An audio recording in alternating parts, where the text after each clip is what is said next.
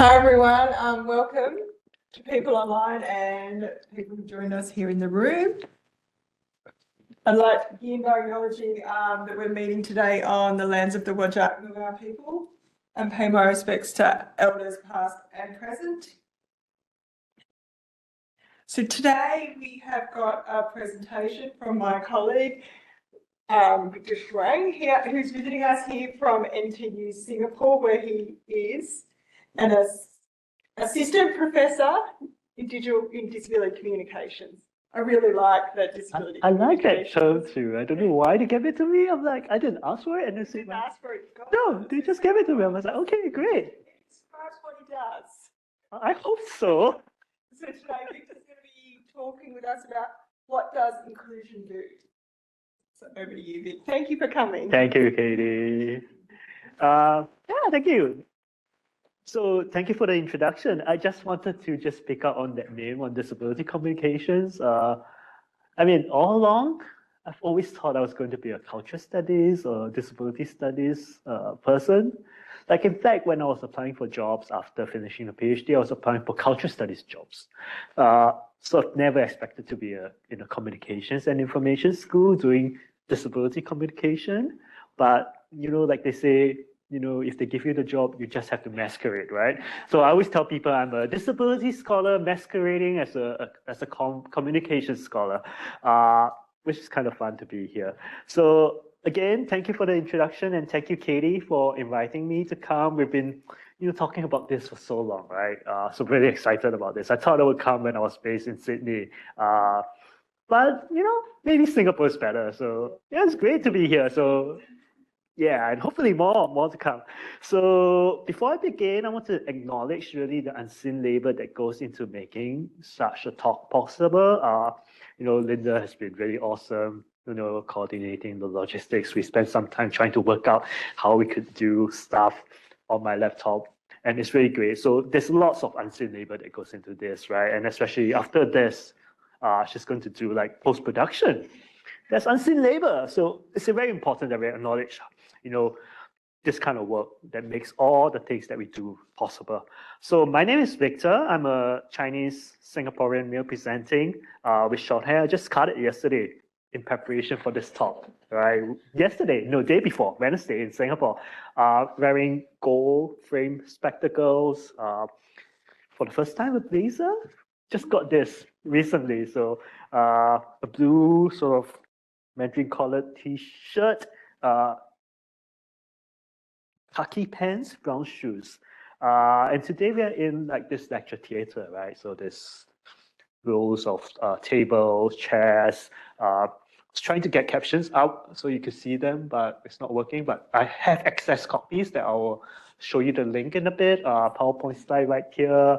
And yeah, so today I think the plan is I will discuss some of sort of the thinking and examples in the book that I'm writing for my PhD work, which is done supervised by Leonard Davis at University of Illinois at Chicago. Lenny has just retired. I think he's retiring next month. So it's really great to be his last disability studies PhD student. And I know I promised to talk about the anthology that we did in Singapore, but I'll talk a little bit about it at the start. But as I was doing up the presentation, I was thinking it might flow better if I just talk about the book. So we're going to do without the book, without the anthology. But I'm happy to talk about it in the Q&A later. So as a form of access, my slides and my speaking notes are available at tinyurl.com/Victor Zhuang. So feel free to access them if you need them to follow what I'm saying. So again, it's tinyurl.com/Victor Zhuang, VICTOR ZHUANG. So before I start, this was the book anthology that I was going to talk about. It's called Not Without Us. It's actually Singapore's first disability studies anthology. I co-edited this with Meng-Yi Wong, who's a blind academic at NIE, National Institute of Education at NTU Singapore, and also Dan Goodley, who's been sort of collaborating with us for a number of years now. So Dan comes through Singapore when he goes to Bali or Australia, and we've been fortunate to have him in Singapore giving talks a couple of times because on his way down under. So Dan was sort of this natural collaborator because he's been working with us in Singapore. So we also won Best Nonfiction at the Singapore Book Awards this year, just in July, August, after ICA. So that was just amazing news to see how disability studies, disability-centered volumes are sort of receiving sort of attention. And I think what we were setting up to do from the book, which also sets the tone for how I'm thinking about the book project that arises from my PhD, is this question, right? So how can disability generate new ways of writing, research, production, and so on and so forth? That's very different from existing ways of thinking about inclusion, especially in Singapore. So what do I mean by that? So initially, when I wrote the abstract for Katie, I was thinking, well, it might work because I can talk about how we tried to make it a disabled-centered majority disabled contributor kind of book. So the majority of contributors for the book actually identify as having a disability.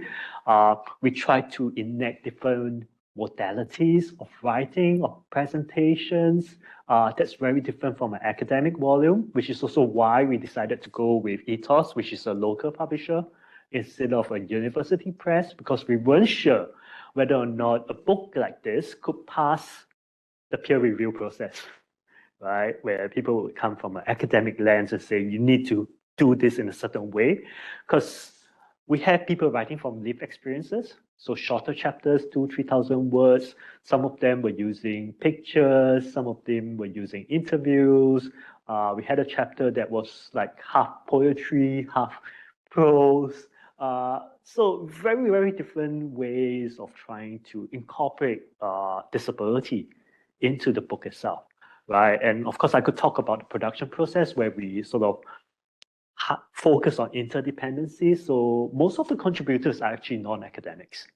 So how do we as academics also enact a certain form of care and interdependency so that we could get a book like this up to scratch or up to a certain standard that we want it to be, right? So in many ways, I think it's about sort of centering disability in research and writing. And I think one other thing that's really related to what I'm going to talk about today, which is about inclusion, what inclusion does. It's actually about this cover. So you can see, right? So it's called Not Without Us, so referencing sort of the disability rights movement, but also like the subtitle is Perspectives on Disability and Inclusion in Singapore. I actually thought we would put critical perspectives, but we became perspectives. And this cover here that you see, right? This is of two people. Shiga Shea, which is a Singaporean rapper, quite famous in Singapore circles, raps a lot. And then Daniel Bottom, who's AKA Will Smith. He's a disabled performer, uses a wheelchair, raps a lot as well. And this is actually a shot taken by Isabel. She's a deaf photographer, lives with Nager syndrome. Taken at a music video that's done for a Singapore public education campaign about disability and inclusion. The public education campaign, the title of the public education campaign is called See the True Me. See the True Me. Look at the True Me, right? So the slogan that they always use is called, is look beyond my disability, see the true me.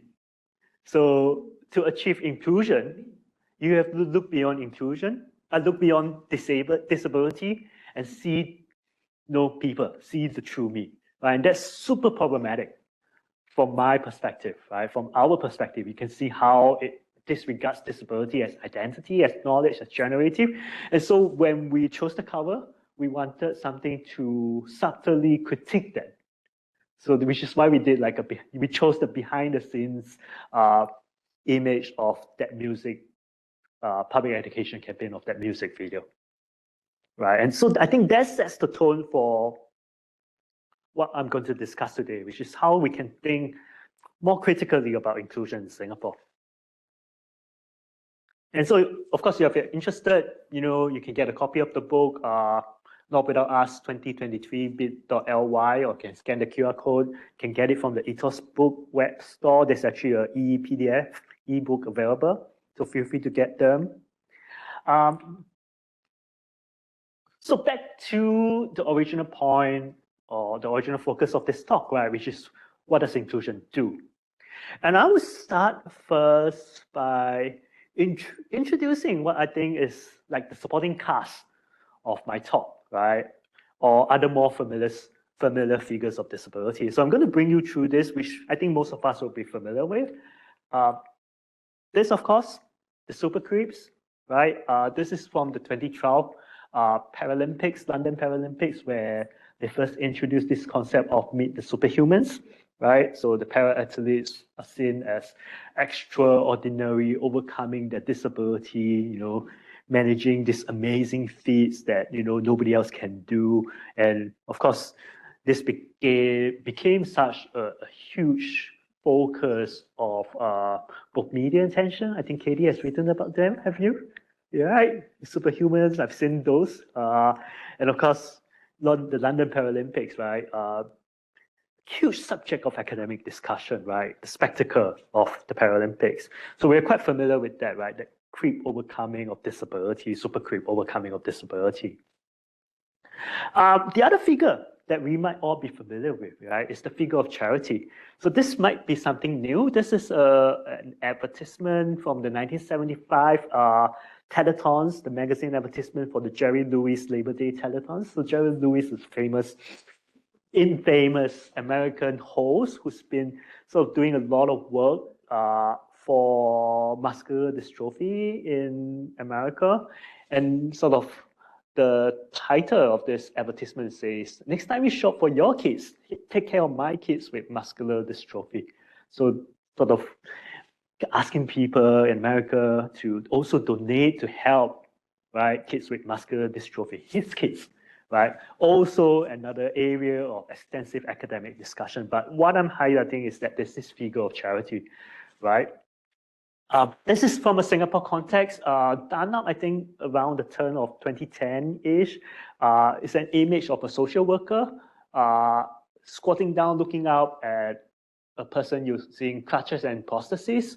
And it says on the poster itself, hopeless if not for Ruth Lim, a professional social worker. The text also reads, Ali was a dejected man. He lost a leg, was out of work. I rebuilt his confidence, helping him to equip with new skills, connecting him to potential employers. I'm so encouraged to see Ali now. He's employed and now providing for his family again. Right. So this whole is there. Sorry, I think it might be. All good? Okay, great. So there's this whole notion of the social worker, the professional helping disabled people. So, disabled people needing help. So we know that, right? And I think these figures of disability have been often discussed, right? Object of charity, sympathy, welfare, medical subject, super creep inherent in the Paralympian. From disability studies perspective, right, opens up new possibilities because our work has always been on critiquing this kind of problematic representations, figures of disability, right? But as I point out later, right, the focus on the included that I'm trying to introduce today, right, is more insidious, requires a more careful delineation of the good that the included does and the problems inherent in them. Just one more. This one we will be very familiar with, right? The figure of the disabled activist, right? So this is an image of the famous Capitol Crawl, 1990, 1989. Disabled people from ADAPT, which is a community organization led by disabled people based in Denver, which we will hopefully go and see in June, July this year at ICA. They went to Washington, DC. went up to Capitol, and as part of their call to enact the Americans with Disabilities Act, the wheelchair users, they all came down from their wheelchairs, started crawling up the steps of the Capitol. So this is shot by one of the famous photographers, Tom Orland. So if you Google Tom Orland, some of these iconic shots. And I think what this really symbolizes is what Friedner and Osborne in the 2013 article on disabled people in India. So they were talking about how disabled people in India use their bodies as bodies for audit and oriented themselves to notions of disability rights and so on and so forth, what they call the disabled subject, right? So the disabled subject orientates the disabled body, mind to disability rights and access explicit in the disability rights movement. And of course, in Singapore, you have that too, right? You have disabled people protesting this. And I'll talk a little bit more about this site as well. This was taken in 2009. I found it online, just looking it up. This is actually taken, they were protesting at Hong Lim Park. And I'll talk about Hong Lim Park later on as well. Hong Lim Park is the only place in Singapore where you can legally protest. There's no other place in Singapore where you can protest, right? So Singapore has very strict laws about protesting. Recently, a couple of years ago, there was this guy who went to a police station and he held up a sign that had a smiley and took a photo, and that photo was circulated. So one person with a smiley sign in front of a police station, and he got charged for protesting. Right? So it's that kind of place. So this is the only legal place where you could protest. And this is, as far as I know, the only protest by disabled people in Singapore in 2009. So they were protesting and sort of making it known that they wanted transport concessions. So before 2010, 2011, there were no transport concessions for disabled people. So we paid full fares. But after this, sort of the government responded and said, well, we will do that. We will give you like discounted fares. So I think it's 25 to 50% off listed fares. So this is the only protest. So that notion of the disabled subject, very rare. But that's not the story that I want to tell, right? These familiar figures of disability, right? Activists and charity, sympathy, welfare, and so on and so forth. All this have been well documented, right? I want to introduce sort of this different notion, this different configuration, figure of disability, which is the focus of my work, right? And I would call him the included. Katie probably has heard of this. I've talked about this somewhat in a few places. And I think this is best symbolized by this poster, right? This is a poster of the 2018 Purple Parade. And I'll talk a little bit more about the Purple Parade later as an example. The Purple Parade is an annual carnival celebrating the inclusion of disabled people in Singapore. So think about it like a Mardi Gras kind of thing, right? So do you have Mardi Gras in Perth? Yeah. So Mardi Gras is like this vibrant, expression of, LGBTQIA sort of rights, right? People contributing.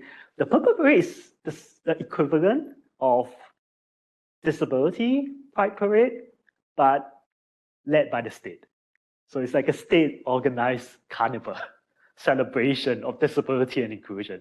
And they've been doing it for a number of years. And then this is going to be an example that I'll talk about later. So this is in 2018. It features Jason Goh, 30. He's a star employee of Uniqlo, that Japanese multinational company with stores everywhere, including in Australia, a person with intellectual disability. And the title of it says support inclusion of persons with special needs.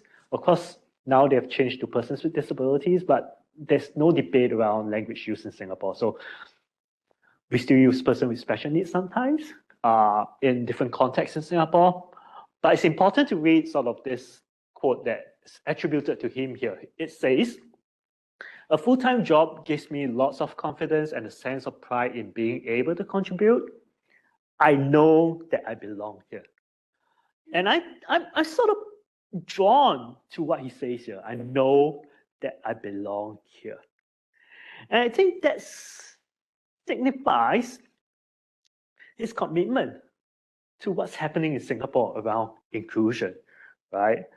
So So while not at the forefront of this example case analysis or image here, right, his entry and embrace of inclusion is also predicated on this larger network of systems, right? Government agencies providing job placement and support, private companies embracing the business case of inclusion, right? Because there's no disability legislation in Singapore, right?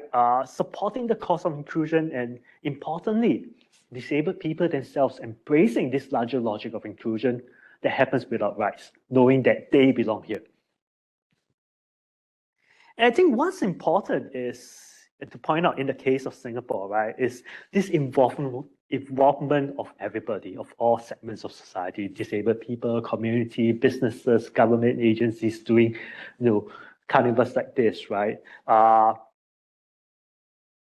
In the production of this figure, the included, right, is a complex assemblage of power effected through these various actors.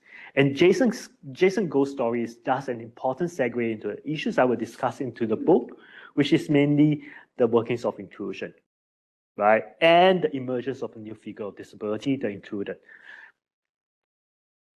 So what you see with Jason and in Singapore, it's not just happening only in Singapore. It's happening everywhere, right? So you get, so what I'm trying to say is that inclusion in Singapore postulates a different sort of disability modernity, in the sense that it's an orientation not to disability rights legislation, but to, for lack of a better word now, the workings of inclusion, right?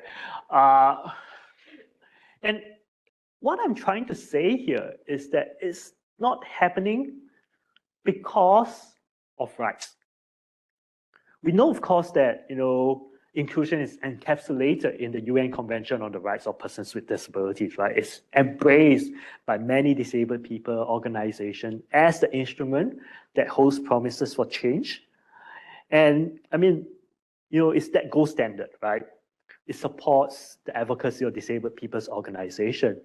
And I would say also that globally there are initiatives, right? So you get places like Disability In, which is a global organization that supports disability employment, right? And here I have sort of this webpage talking about them. It says that they are the leading non-profit resource for business disability inclusion worldwide. And the message that the CEO gave, right?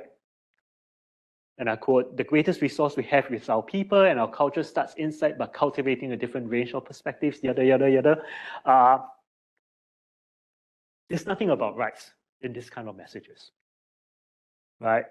It's not about saying that, look, the convention say this, we need to comply with it. The legislation says this, we need to comply so that we can support disabled people's rights. A lot of the work that goes around inclusion today, right, it's not about rights.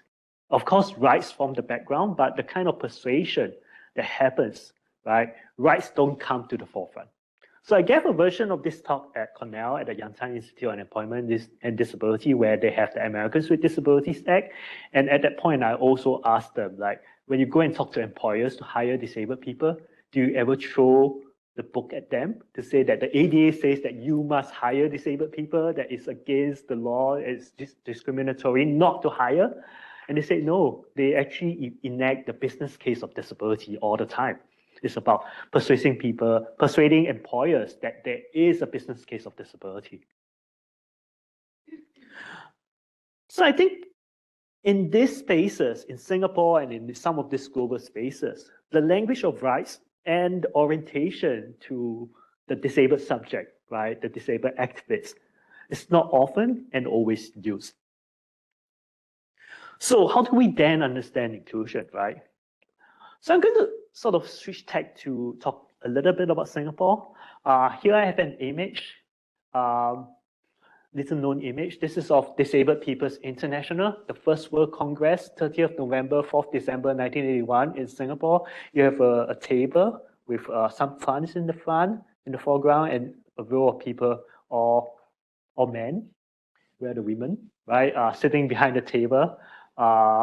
I don't recognize all of them, but I know that the third person from the right, that's Ben Lindquist, the first UN Special Rapporteur for Disability. So in 1981, disabled activists from all around the world, they came to Singapore and started the first world organization of disabled people, of signifying that it was an organization led by disabled people. They also elected a Singaporean as the first chairperson. So what I'm trying to say by showing you this picture, right, is to say that in 1981, Singapore oriented to notions of disability rights that was present internationally. We were part of this moment where disability rights started. So there was an initial orientation to disability rights and the disabled subject. So 1981 was that key shed moment in Singapore. The other moment that I want to talk about, this is actually a media article of Singapore signing and ratifying the UN agreement, the UN Convention on the Rights of Persons with Disabilities, happened in 2012, 2013. So Singapore also signed and ratified the UN Convention, right? So it affirms disability rights in these two moments, in 1981 and 2012, 2013. But I think what I wanted to highlight too is that even though there was these two moments where global disability flows around disability rights and activism intersected with Singapore, what has emerged in Singapore with this whole notion of inclusion is very, very much different. So I think one of the hypotheses that I had, right, was to think about whether or not this whole notion of disability rights as the be-all, kill-all, right, is that the only way in which we can achieve disability modernity, so to say, quote unquote, right? So is there another way? Especially when you think about Singapore, because in Singapore, inclusion is led by the nation state without any affirmation of disability rights and identity, even though Singapore has signed and ratified the UN Convention of Persons with Disabilities. What do I mean by that? Well, there is a great focus on inclusion in Singapore, right? Beginning from 2004 especially. But of course, you can trace it back longer, right, into the 80s, and I've written some about it. But I think if we talk about what's happening in Singapore today around disability inclusion, a lot of it can be traced back to 2004, when the previous Prime Minister, the then Prime Minister, was sworn in, and he said this, quote, during his swearing-in speech, quote, "As we progress, all communities will progress and no one will be left behind. We will look after the less educated and the elderly who have helped build Singapore. And we must also have a place in our hearts and our lives for the disabled who are our brothers and sisters too." So this sort of invocation of disability, right, of the disabled as part of this progress and inclusion, right, it's very clear, right? There's this focus on disability inclusion. But the language that he uses is not one of rights. It's one of family, right? Disabled people are family to us. They are brothers and sisters, right? There's no mention of disability rights, of disability rights legislation, right? It reminds us of what a lot of some Singapore scholars have talked about as communitarianism. Chua Bing Huat talks about this, the adoption of Asian values, an ideology which places key importance on emphasizing collective well-being above individual rights and interests, right? So it's not about affirming your individual rights, right? Disabled rights being part of that, right? But more about the notion of family. And Lee's speech then in 2004 marks this whole era of disability inclusion where, it's evident both in public displays and in public policy. So I'm going to show you one example, which is this, right? This is the agency where I used to work before I started my PhD, called SG Enable. In fact, I think I coined the term SG Enable for the organization.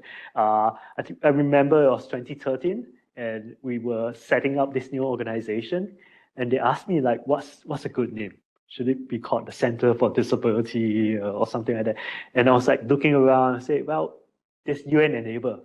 this NZ Enable. So I think SG Enable sounds like a great name. So they've stuck with it. And just last year, they celebrated their 10 years anniversary, so from 2013. So SG Enable is the national agency for disability, for use very deliberately. It's not disabled-led. It's a quasi-government organization. And they've been sort of building the landscape, right? It's doing lots of stuff, and you can see some of this achievement. They have public education campaigns. They do employment. They do a lot of information and referral. And what I want to highlight goes back to the earlier point that I mentioned, right? Which is that a lot of the work that's done in Singapore doesn't rely on rights. There's no rights. There's no disability rights law. It's never enacted. The state, the government has constantly refused to pass any disability rights legislation. And the public discourse doesn't even talk about rights legislation at all. You get some of the activists and advocates mentioning it, but publicly, in public discourse, there's no overt push towards having disability rights legislation. So it's not there at all.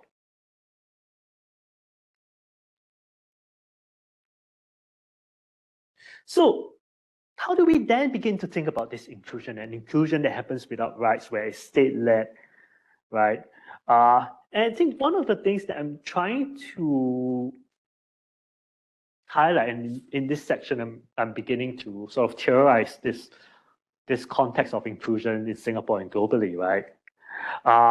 And one of the things that I'm sort of seeing in some of my work is this tension, right? This is, of course, an image from, I think, the 1986 National Day Parade. So every year there's this celebration, right? That's also state-led. So we put up a good show on August 9. And in 1986, for the first time, they invited Singaporeans from all walks of life. You can see this. This is a stadium. To say the national pledge together, right? So the first time, and they also invited of one of the 20 a disabled wheelchair user. So this is Johnny Ang. Johnny Ang had an accident when he was in his youth, and then became a paraplegic. But he was in the 1980s part of the initial movement that arose out of the holding of 1981. This Disabled People's International, and they were very active in sort of pushing for disability rights and inclusion then in the 80s. So in fact, in this article I wrote in 2020 in Disability and the Global South, I highlighted how the 1980s was that golden period of disability activism in Singapore, where disabled people were actively talking about their rights. Don't ask me why it died down, because from the 1990s onwards, that sort of disappeared. No one talks about rights anymore, right? But the 1980s was this sort of vibrant period where everybody was writing in the press, in foreign, in letters to the press, just talking about rights and disabled people's equal right to citizenship. And I think in that article that I wrote in 2020, right, called "At the Margins of Society," I think using this example of disabled people, sort of embraced in the National Day parades, but also of their own writings in this magazine published by Handicaps Welfare Association, which is an organization led by disabled people. There seems to be one, at the same time, right? Disabled people claiming disability as identity, but at the same time also wanting to be included, wanting to be considered part of the nation. And a lot of the language of wanting to be included follows what Mitchell and Snyder would call able nationalism, right? Being employed, having full citizenship, being able to be seen as doing the same things as non-disabled people. So there was this tension. How do you move between disability identity and being part of the nation? And I talk about this notion of embracing this citizenship, right? Also in two other articles about disability-led arts that I've been writing about. So in recent years, disabled artists have been actively doing a lot of performances that's really coming from a disability-led space, right? And even in those performances, you see that tension, right? Claiming disability as generative, but also wanting to be seen as part of wanting to be seen as a productive body that can contribute to the nation. So there's this tension that I've been sort of trying to talk about in some of my earlier works.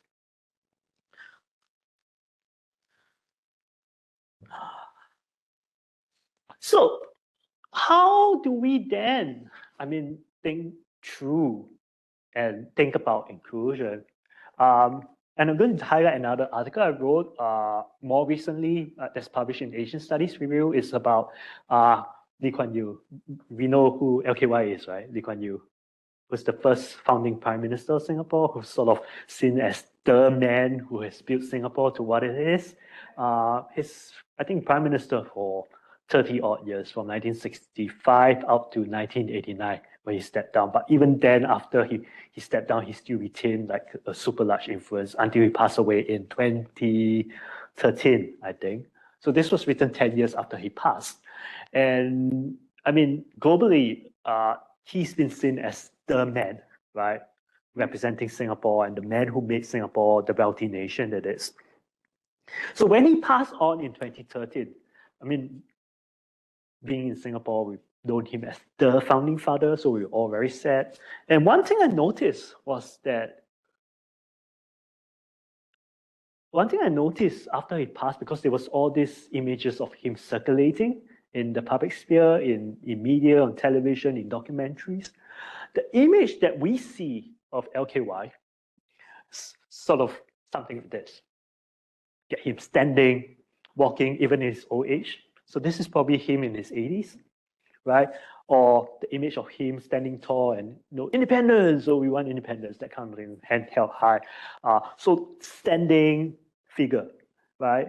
And it struck me because I've managed to be able to see him going to National Day parades in Singapore in his final years. So one thing that's really sort of, one thing that he's been, so in his final years, he was seldom seen in public. But one thing he would insist to do is that he would still go to the National Day parades every year. And I was there in, I think, one of those years, I think in his final 3 years. It was very clear when he appeared, because he would walk out. He had difficulty walking. You could see him, and he was struggling to walk, that people were supporting him. And he had to hold on handrails. In other sort of years when I wasn't there, I look at YouTube replays of the National Day Parade. He couldn't even sit, so some people had to pull him down, and then the television camera would pan away. So to avoid looking at him in many ways being disabled, right, or having disability. So I asked myself, why is it that disability is not seen in him? Why do they avoid showing him as disabled? And so I started looking up for images of him in a wheelchair.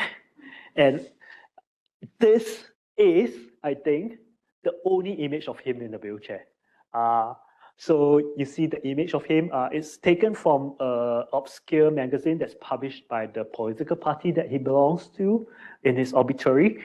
And it shows him sitting in a wheelchair, surrounded by female members of parliament.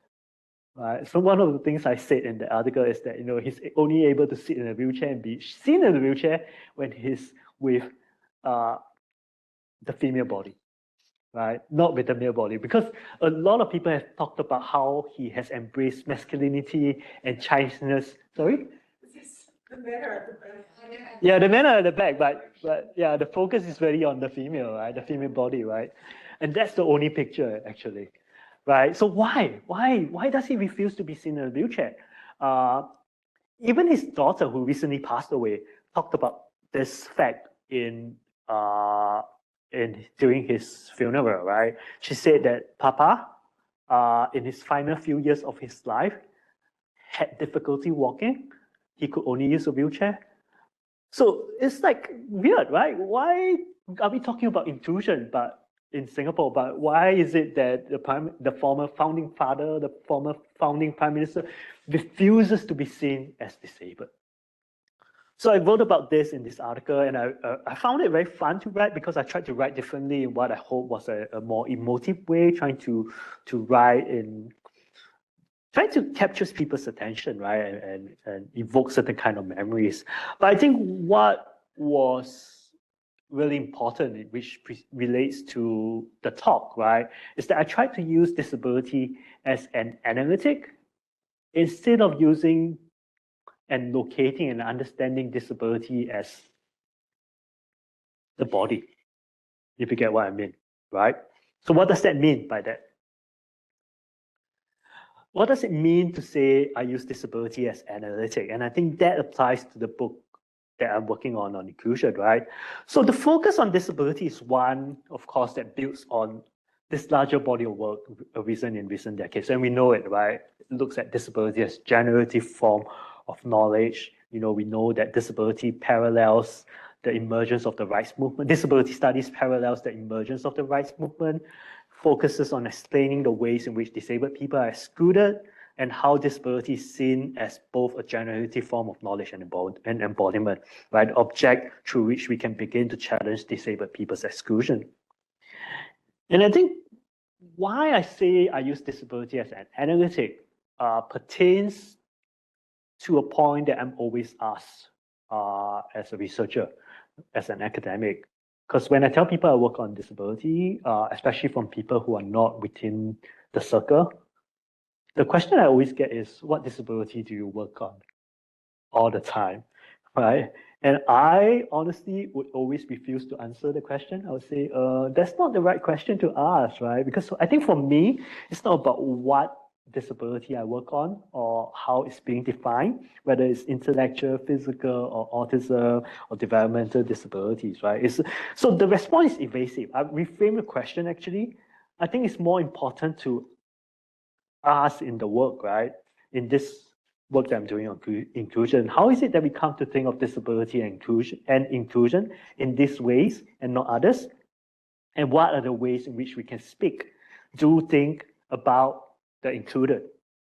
And correspondingly, what are the ways in which we cannot speak or do or think about the included as well? So it's to use disability as analytic, as a means to think through all these kind of normative structures that informs knowledge. So in other words, while the object and subject of my analysis in the book is disability, right? Or more precisely, what counts as disability in this global climate of inclusion and in Singapore. What I am doing is to follow the footsteps of all these other scholars, right? To begin to think through the underpinnings of logics of disability, to begin with disability and not to end with it, right? Dan Goodley has this very famous quotation, and I'm going to quote him here. He writes about this in Disability Studies, an interdisciplinary introduction about critical disability studies. And he says, we need to, quote, to start with disability but never end with it. Disability is the space from which to think through a host of political, theoretical, and practical issues that are relevant to all. So in other words, I build on disability as generative to understand disability not just as the object or subject of study, but the mode of analysis. And to do so requires us to highlight what Kim Minich would say and call the social norms that define particular attributes in impairment/disability, but as well as the social conditions that concentrate stigmatized attributes in particular populations. So in other words, right, it's to creep dominant hegemonic ideas in society, to expose the ableist, taken for granted ideas and normacies that is predominant in our social systems, especially in the milieu of inclusion. So this is the point that I'm trying to make about inclusion, right? To focus on the ways in which disabled people are embraced within inclusion, what I'm trying to do with the book is to highlight the ways in which disabled bodies, disabled people, disabled minds become involved, marked, and disciplined within inclusion. So this disciplining happens not only because of external forces, right, that sort of impinging on them, like state, discourse, and so on and so forth, but also embraced by disabled people themselves, right? Like Jason Goh, right, in saying that he knows he belongs here. What are the demands that he places on himself as well to be seen as the included? So for him, it's having a job, is going to work. He actually has a TikTok page, right, where he just posts every day of him going to work at Uniqlo in Orchard, right? My intent is not just to do that, to look at the ways in which the state, society, and disabled people discipline themselves, but also to expose the ways in which inclusion in Singapore presents problems. So it is also to say, in other words, that while I do not oppose inclusion as it is happening in Singapore, I'm suspicious of how in Singapore we are uncritically embracing it. And that, I think, bears out in all my years working on disability in Singapore, but also in the book where people are just saying, well, the state should do this, the state should do that. They are just happy with what the state is doing, right? Inclusion, while seemingly beneficent, must also be understood as an effect of power that also produces effects of control and containment. In other words, even while we talk about inclusion, we need to be critical of it, right? It's not just that thing that is good for everyone. And I think the other point that I want to make is to highlight that while I'm trying to critically unpack inclusion, right, in trying to spotlight Singapore's intersections with the disability rights movement in '81, as well as with the UN Convention. While on the one hand, we can critically say that inclusion in Singapore, disability inclusion is problematic, I think it's also worthwhile to think through, is there a different possibility? Is there a different orientation, right? Or in other words, can inclusion happen without rights?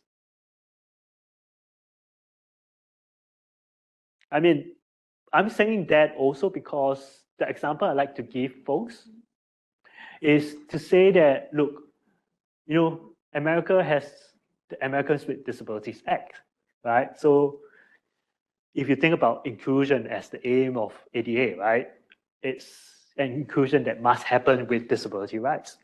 But if you go to New York and you take the subway, you find that the subway is not accessible. I think to date, maybe 30% of the subway has wheelchair accessible lifts and so on and so forth. Compare that with Singapore. Singapore has no disability rights legislation, but the subway is accessible. The government has invested, put in the money to retrofit the subway. Today, we're talking about the subway in Singapore. We're talking about mandating that there's at least 2 barrier-free access paths for each subway station, right? All happening without rights. So on the one hand, the book wants to critique inclusion, right? What are the problems with it? What are the kinds of demands it places on disability, right, in enacting inclusion, right? But on the other hand, I'm also keen to understand the different kinds of possibilities, right, that may emerge from a different kind of trajectory of disability inclusion that moves away from a simple embrace of disability rights. So, to do that, I'm going to show you in the remainder of time and talk about an example that comes from a chapter in the book, right? And sort of to highlight my arguments about the inclusion, the included, and I'll focus on the Purple Parade. So as a reminder, right, the Purple Parade is the annual carnival celebrating disability and inclusion. And I think what I do in this chapter is to deploy what Guy Debord talks about as the spectacle, right? So the spectacle of inclusion, where to paraphrase Debord, where social relations are increasingly mediated by images of disability and inclusion, and what that tells us about the logics of inclusion, bearing in mind my focus on both sort of trying to critically unpack this existing frame of inclusion, but also to understand the different kinds of possibilities. Maybe before I go on, I'll just share some of the other chapters and its different focus. So Purple Parade is one chapter, so that focuses on the carnival and the spectacle of inclusion. One chapter will look at the public education campaign, so how disability is seen, what are the logics, so what does a visual biopolitics of disability mean? So that's another chapter. One chapter will look at governmentality, what are the kind of government policies and the logics embedded in government policies.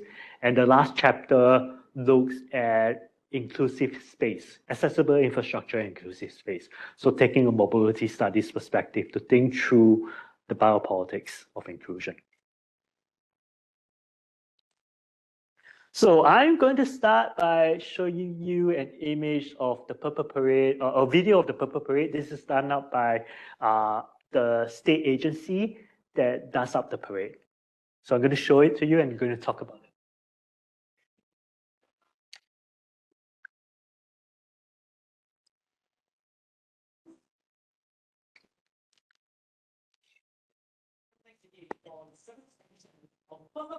See those faces, all the eyes, but you ain't gazing. Someone in the night, 'cause you are down with. This is really the result of what each and every one of you have been doing throughout the year to work together to educate, create many more opportunities. So I'm delighted to see the outcome we will see today.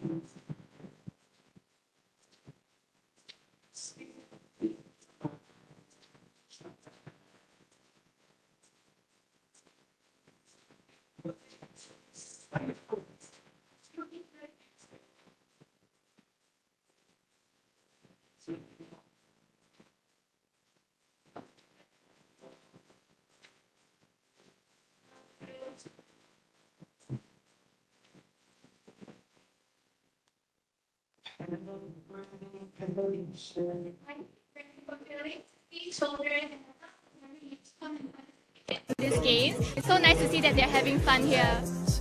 And filled your mind with doubt. You wanna stay chill right now. And don't let your eyes off the prize. I know you want it to be easy. The parade is all about supporting inclusion and celebrating ability. It is about looking beyond disabilities and looking to each of our strengths, shaping our country together, beyond words, beyond promises. This contingent is a superhero. Actually, is to empower those with special needs. And we are celebrating inclusiveness as well.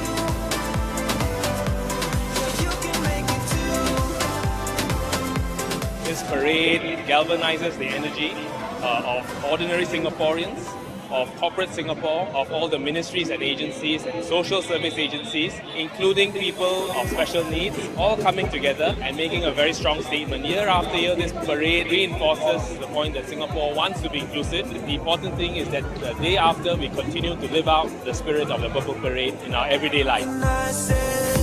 Everybody has this ability in them. So I love to see them showing their support for the Purple Parade. I would like to say that showing this inclusivity is not just for today, it's every day. Let's put it to our mind to include people every day. This is the 4th year running. We actually extended the publicity and outreach beyond Contact City itself to the regional shopping malls and offices so that more people knows about this event and could support this event. You had great patience, but something knocked you out. You felt This year we are very happy that we included an extra C, which is the conversation element, to allow more insights into the lives as well as the trials and the ups and downs of a person in the special needs community. At the start of the conversation, I was telling them that it's not a one-way thing where I just share more about myself, but it's a conversation, means that it is two-way, and I got them to share more about themselves as well.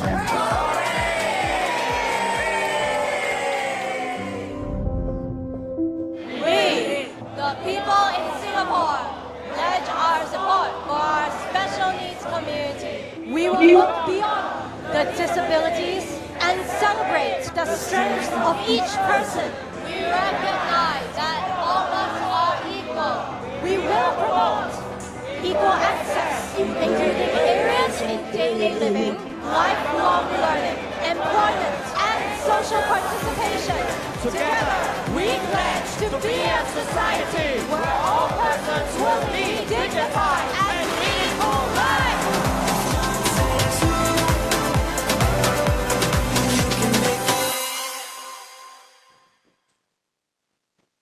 I was going to say that if you have sharp eyes, I'm actually inside that video somewhere. I was one of the tiny figureheads in one of the images that I have of a lot of people.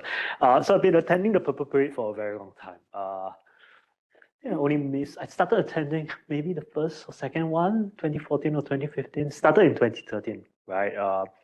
So been attending every year, even during the pandemic. Missed a couple of years, I think, during the PhD years. But most of the time I'm there, and even when I came back to Singapore, I've been attending. So it's been very fun to see how it's evolved. But evolved in terms of how they've been adding different elements, but the team remains the same. So every year if you go, you still see the same things. You see performances of disabled people, you see some of them there, you see people standing together, sitting together and doing the pledge, right, to pledge their support towards building inclusion. You see the parade, which is where they dress up, and actually I don't understand why they dress up. I don't understand how it celebrates inclusion and supports inclusion, but I still do it. I still go through the parade, so which is interesting. But I think what I'm trying to say, so I'm going to show you another image here. So this is the parade. So you get them holding, like dressing up. I think this is superheroes. So I think they were Captain America. This is all 2019. But every year is the same. So I think what the argument I'm trying to make, is it here? Yeah, is that within this climate of inclusion that's happening in Singapore, the parade functions as a key annual event where everyone comes together once a year, sometime in October or November, in celebration of disability inclusion in the nation state. So in this imagined community of the Singapore nation, it celebrates visibly, right, the progress that is inclusion. It does so through what I call the spectacle of unity. And I want to start, of course, and I will highlight several feelings of this inclusion. And I think one of the key things, right, is that as a movement, it's supported by politicians. So this is the parade stage. They have this parade stage where disabled people will put on performances. Of course, classic, right? You have a ramp for access, right? Because some of the participants are disabled. So this is Yip Ping Siu. She is a award-winning Paralympian in Singapore. Also one of the first nominated member of parliament. I think the second one, this is Cha Yong Yong, a lawyer, a disabled lawyer. I think she's either the first or second nominated member of parliament. So I can talk a little bit about nominated member of parliament, but it's basically a scheme where you're not elected by the population, but you're nominated to represent a certain community. So they are sort of nominated to represent the disabled community to have a voice in parliament, but they don't have voting rights. So they're actually big name sort of disabled activists, but they're part of this parade. This is Denise Phua. She's sort of the founder and leader of the Purple Parade. She's an elected member of parliament.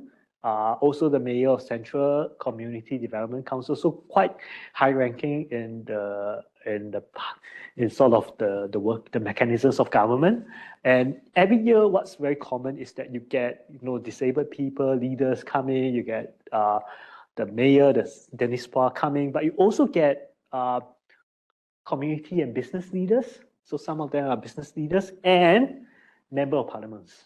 So I think the majority, like these folks, all these folks here, they're all politicians from the ruling People's Action Party, from the ruling government. So in the context of Singapore, only one party has dominated government for the since independence, past 57, 60 years or so. So Singapore as a nation is 60 years. Let me see, 1965, 59 years old this year, right? In all these 59 years, it's been one party dominated. There's been no alternative government. right? So basically, the ruling People's Action Party, all the politicians are supporting. So every year, the guest of honor is different. It's usually some high-ranking politician. In 2019, it's Deputy Prime Minister Heng Swee-keat, who was stated to be the next Prime Minister then. But of course, he stepped down. He said that he was no longer capable. Apparently, there's something to write about because he had a stroke. So maybe that influenced him. I think like the logics of disability will be interesting to consider. But every year there will be a high-ranking leader coming. And I think one of the arguments that I'm trying to highlight, that I would sort of will briefly mention now, but talk about it later on, is that in this chapter, I'm arguing that while the ruling party has politicized it, right, by being part of inclusion, by being there, by supporting disability inclusion, what's actually happening with the Purple Parade is that disability becomes depoliticized. So it's like a contradiction, right? A very Foucauldian way of thinking about things, right? On the one hand, there's politicization. On the other hand, it's actually depoliticization, right? So bear that in mind because I will try to talk about it later on. But what I mean by its depoliticization is that it's no longer seen as an identity issue, as an activist issue. It's something that has been co-opted by the state, supported by the state. The state will work with your leaders, your quote-unquote activists.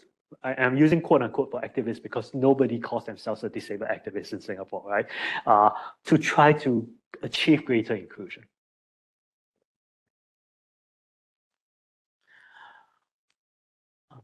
So the other sort of, I think what really comes out, right, to go back to the argument about Dupont and the spectacle and the kind of images that we see around inclusion in Singapore, I think the prevailing logic seems to be a coming together of all, right? It's supported by all. What do I mean by that? One thing that I noticed in the 2019 parade that's sort of prevalent across all the years, right, is that you get businesses involved, right? So this is taken, I'm sure you know, Apple Store, right? All Apple stores are the same, right? Correct? I mean, this is what an Apple Store looks like everywhere, right? Apple Store. No? Yeah, you get tables, you get people using devices. It's pretty much Apple, right? The branding is the same. But in 2019, they supported the Purple Parade, so they put up like this sort of poster on their TV screen saying Purple Parade, 2nd November 2019. They have that every year now. This was taken at Orchard, I think one of the main shopping districts in Singapore.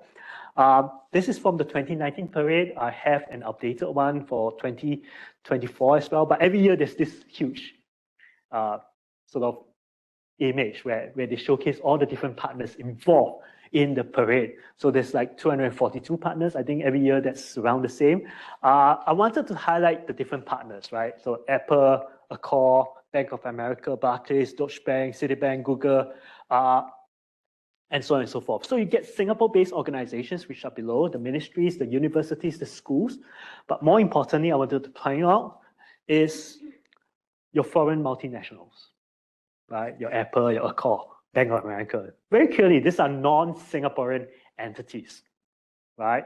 So one, they are, so what immediately you see in the Purple Parade is the coming together of everyone. Everyone comes in to support inclusion, right?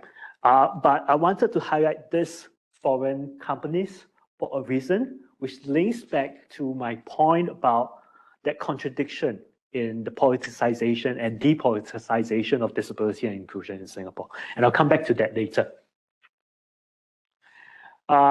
So to go on, I think one thing that's sort of an implication when businesses are involved, of course, right, is, I mean, it reflects that communitarian approach, right, coming together of all, right, where the care of disability, in a sense, right, taking care of disabled people in our midst is not monopolized by the state. But I think the implication that we need to consider, one implication is that what happens when these businesses are involved, right? What's the logic that businesses operate by? Right? So businesses operate by profit, right? So in 2019, I actually noticed a lot of businesses advertising the disability product. They commodify disability as that, or inclusion more precisely, right? As that thing that you can support by buying something from me, right? So there's different offers. So you can, in that year, as long as you show something in purple to support the parade, you get a discount, right? So I think the question is, what does it do? And that's also something I talk about in the chapter itself. But I wanted to go back to my point about that politicization and depoliticization, that contradiction. And I'll talk about it by relating an anecdote that I saw in 2019. So to talk about this, I will introduce you the 4 MCs of the parade. I thought I had their names here. This is Ramachandran, I think Shirley Lee, and this person I don't know where else, but there were 4 MCs. And this lady here is Lisa. And Lisa, I think in 2019 was probably 14 or 15. And I met her this year again. She actually enrolled in NTU in Singapore, in the university I teach at. So what happened was there was this Telegram group on the Telegram app where people were sort of organizing around disability. And she was saying, oh, I'm doing some research on disability in the university, doing some student-led project. And I'm like, oh, you're in NTU, you should come and talk to me. So she came and look at her. So we were in the office. And look at her, you look very familiar. Where have I seen you before? So I asked her, were you at the parade? Did you MC at the parade? She said, yeah, I've been MCing at the parade. So she identifies as neurodiverse, and she's been doing this as part of sort of like leadership development or, And so I talked about this incident with her, and she affirmed that this incident happened. So this incident it's not an imagination by me, because I've been sort of thinking, like, did it really happen? So they were the 4 MCs. And so remember that ramp that goes up the front of the stage that I showed you, right? So there will be performances. So you can see at the background, the Purpose Symphony, where you play music to showcase their abilities, right? So look beyond disability, see the true abilities of disabled people. So one way is through music. And after that performance, or one of those performances, the 4 MCs were walking up the ramp, the access ramp, and they were like walking like the Beatles, right? So one after another, and they were introducing the next act. So as they were walking up, there was this boy that followed behind them. He was probably in his teens, like maybe 19 or 20 years old. So he had a crew card, he was having a backpack. He was not dressed in purple. You can see everyone dressed in purple, right, during the parade. So if you're not dressed in purple, it's a cardinal sin. It's wrong. You must be dressed in purple to support inclusion. It's part of the image, right? So he was not dressed in purple. I think it's dirty green shirt, flip-flop shorts, had headphone on. And so obviously he was not part of the organizing committee. He was not part of stagehands or anyone, right? And as he walked up behind the MCs, started raising his hand up in the air and chanted, "Free Hong Kong, free Hong Kong, free Hong Kong." So I was there, I was like, what's happening? Like, is this part of the performance? Everyone was stunned. The MCs were stunned.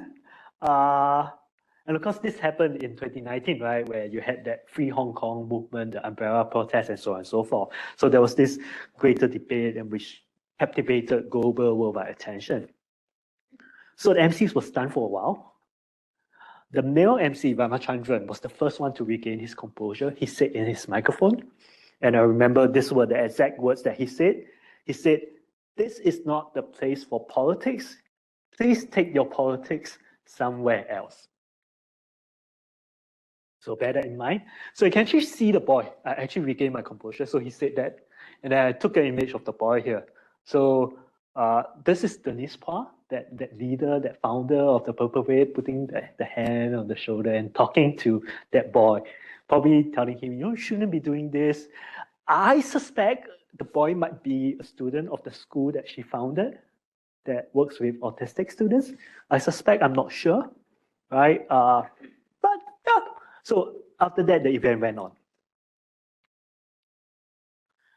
But what really captured me was that phrase, right, that the MC said, "This is not the place for politics. Please take your politics somewhere else."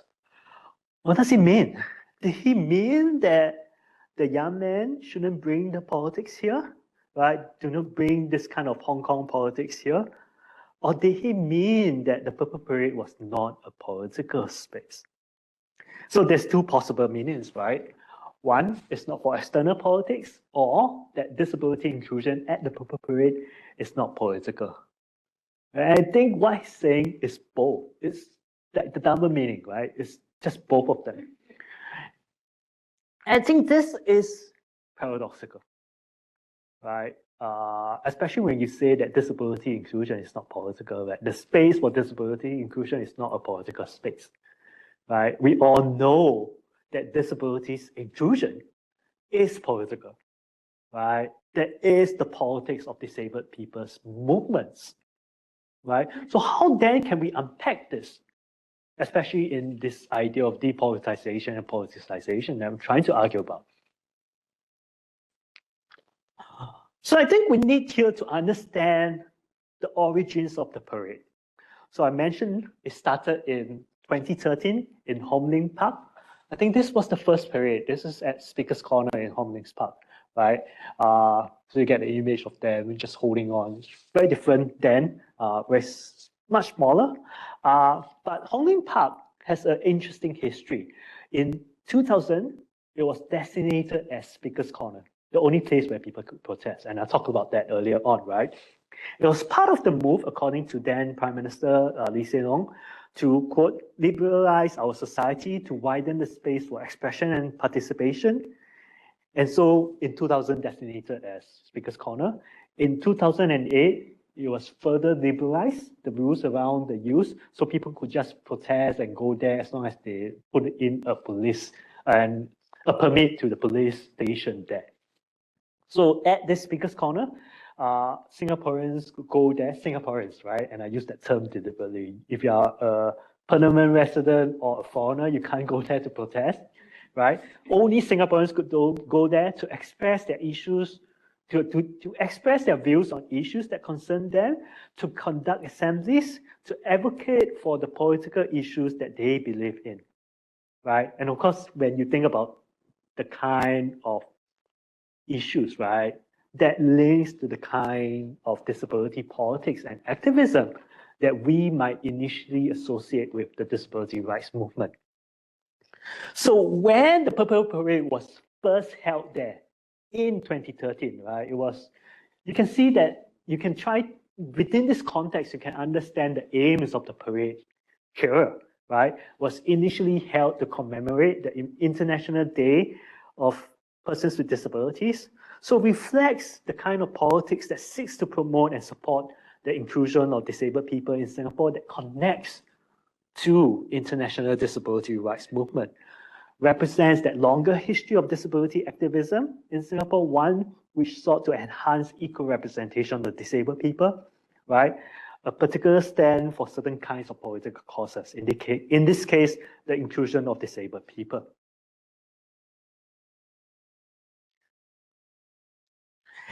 But what changed, right? One, of course, the movement became very popular. Ending soon. The parade becomes super popular, right? So now I think initially there were like 4,000 people attending. Now it's like in excess of 15,000. And of course, in 2015, the then Prime Minister attended. It is no coincidence that the next year, the parade moved to Suntec City, which is where it's being held, which is a more mainstream space, a non-political space. And I think it reflects the mainstreaming of disability inclusion. What does this do? How do we think about it? Just quickly, I wanted to bring in this because this is the other big movement that is still being held at Hong Lim Park, at the Speaker's Corner. This is the pink dot. It's like the equivalent of Mardi Gras, right? It supports LGBTQIA inclusion. So that year was there. This is 2017. Usually the highlight is where they will light up and form a pink dot, right, to support this LGBTQIA inclusion. So what's interesting about this is that in 2016, after the 2016 parade, which also explains why I was there in 2017 because I was so upset about it, the Ministry of Home Affairs, the government, issued a statement that says, in short, this: foreign entities should not interfere in domestic events, in domestic politics. In this case, what it's saying is that, they should not support, fund, influence events held at the Speaker's Corner that has political overtones. So basically, it banned companies like Apple and Google from sponsoring the Pink Dot. So what's the contrast? Why I'm invoking the Pink Dot with regards to disability inclusion and the Purple Parade? So you see, in one case, disability inclusion, the Purple Parade moved from Hong Lim Park, Speaker's Corner, to a more central CBD location, a shopping mall, right?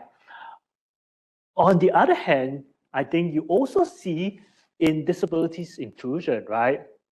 All these foreign companies are supporting it without any pushback from the state and government. It's okay, in other words, it's okay to support disability inclusion. Stanchart, Apple, Google can give money to disabilities inclusion, but not to support LGBTQIA inclusion. So why I'm saying this is that disability becomes depoliticized as a political issue. To support disabled people inclusion in Singapore is not a political issue. Disabled people are seen as part of the emerging community, not LGBTQIA. And that, I think, is key to understand, right? It's a myth fostered by the spectacle of unity, where the disabled body is both depoliticized and unexceptional. It's the means by which the disabled body can serve the nation. So, final slide.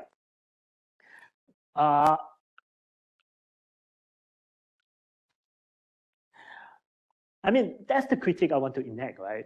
That this depoliticization has problems. But I think in view of that earlier sharing about what lessons can we learn that's useful, right? I think a lot of the work that's going in disability inclusion in Singapore happens, one, of course, without rights, without legislation. But I think what's useful to learn from this, even though there's problems, is that it happens because everyone is persuaded that this is a good thing. And I'll tell you this, right? Doing disability work in Singapore, nobody tells me that, I'm doing a bad thing. Right? They all think, oh, well, great, you're doing good work. And I think that's good, because the good work, the beneficence associated with doing disability inclusion, because it demands the coming together of all, creates that space where I think we can try to bring in activism and understanding of disability rights. So it's a unity of togetherness that's effected through notions of care that's both good and bad. And I think the point I want to make that links back to what then Prime Minister Lee said in his swearing-in speech, right, where he talks about disabled people as brothers and sisters, right, is to say that we all care about our families, right? But we don't do that because it's demanded by the law, right? We do that because of some intrinsic notion of connection. And I think that's what's happening with disability, that there is some persuasion going on that doesn't resort to the law. So with that, thank you.